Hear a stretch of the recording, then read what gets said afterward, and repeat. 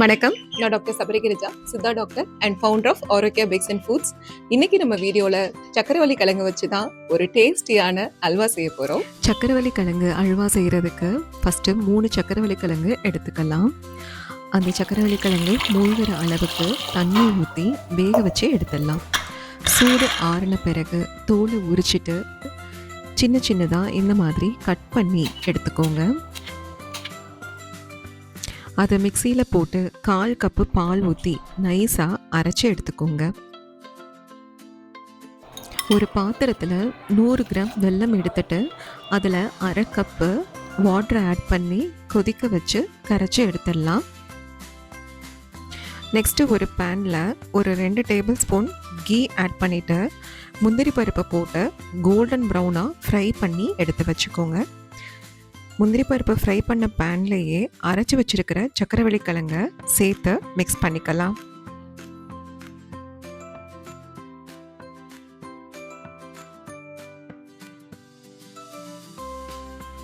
இப்போது காய்ச்சி வச்சிருக்கிற வெள்ளைப்பாகை சக்கரவள்ளி கிழங்கோட ஆட் பண்ணி நல்லா ஒன்றா மிக்ஸ் ஆகிற அளவுக்கு கிண்டி விட்டுடலாம்.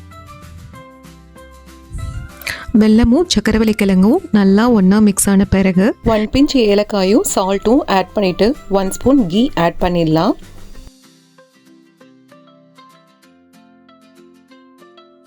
ஒவ்வொரு டைமும் இந்த மாதிரி நெய் அப்சர்வ் ஆன பிறகு ஒவ்வொரு டேபிள் ஸ்பூன் ஆட் பண்ணிகிட்டே வரலாம். இந்த மாதிரி 6 to 7 table spoon ghee add பண்ணிடலாம்.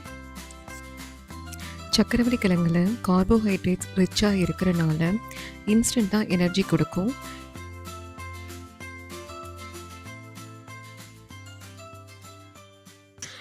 இதில் ரீஃபைன் சுகர் இல்லாமல் நம்ம நாட்டு சக்கரை ஆட் பண்ணியிருக்கிறனால சடனாக சுகரை ஸ்பைக் பண்ணாது.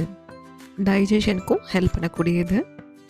கிண்டிகிட்டே வரும்போது ஒரு ஸ்டேஜில் நம்ம ஆட் பண்ணியிருக்கிற நெய்யெல்லாம் வெளியில் இந்த மாதிரி பிரிஞ்சு வர ஆரம்பிக்கும்.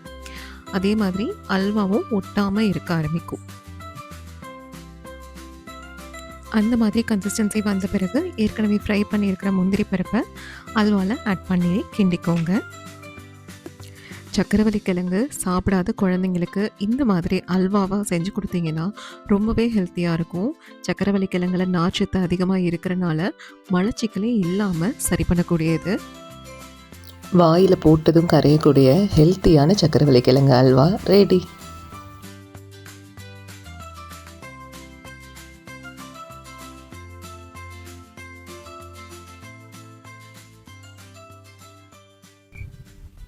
இந்த வீடியோ பிடிச்சா லைக் பண்ணுங்க, ஷேர் பண்ணுங்க, சேனலை சப்ஸ்கிரைப் பண்ணிக்கோங்க.